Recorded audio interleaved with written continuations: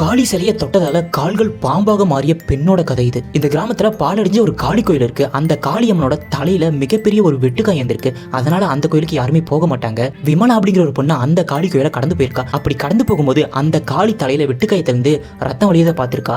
இதே மாதிரி தொடர்ந்து 2-3 நாள் நடந்திருக்கு. அப்படி அங்க என்னதான் இருக்குன்னு சொல்லி பாக்குறதுக்காக அந்த பொண்ணு உள்ள போயிருக்கா. மெதுவா உள்ள போய் அந்த காளி சிலையை தொட்டிருக்கா. தொட்ட உடனே அந்த சிலையிலிருந்து ஒரு சத்தம் கேட்டிருக்கு. என்னோட சிலை யாராவது தொட்டாங்கன்னா அவங்களுக்கு நான் ஒரு சாபத்தை கொடுப்பேன் அப்படின்னு சொல்லியிருக்கு. சொன்ன உடனே அந்த பொண்ணு பயந்து அப்படியே நகர ட்ரை பண்ணியிருக்கா. ஆனால் அவளோட கொஞ்சம் கூட மூவ் ஆகவே முடியல. அவளோட கால்கள் ரெண்டும் ஒட்டி ஒரு பாம்பு தோல் எப்படி இருக்குமோ அந்த மாதிரி மாற ஆரம்பிச்சிருக்கு. அவள் பயத்திலேயே நடக்க முடியாமல் கீழே விழுந்துட்டா. அப்போ அவளோட 2 காலும் ஒட்டி அந்த பக்கமும் இந்த பக்கமும் வளைஞ்சு நெளிய ஆரம்பிச்சது. கொஞ்ச நேரம் கழிச்சு அந்த கால் முழுசாக ஒட்டி ஒரு பாம்பு தோலால் மூடப்பட்டு ஒரு பாம்பு வால் எப்படி இருக்குமோ அந்த மாதிரி மாறிடுச்சு. மெதுமெதுமாக ஊர்ந்து அந்த பொண்ணு கோயிலோட வாசலுக்கு போயிட்டா. இரவு முழுக்க அவள் கோயிலுக்குள்ளே இருந்திருக்கா. விடிஞ்சதுக்கு அப்புறம் வெளியில் போகும்போது வெயில் அவன் மேலே பட்டாலே அவளுக்கு சுடுற மாதிரி இருந்திருக்கு. சாகர நிலைமைக்கு போயிட்டா. அதனால அவளால் அந்த கோயிலை விட்டு வெளியில வரவே முடியல. அந்த கோவில்லையே நிரந்தரமா தங்கிட்டா.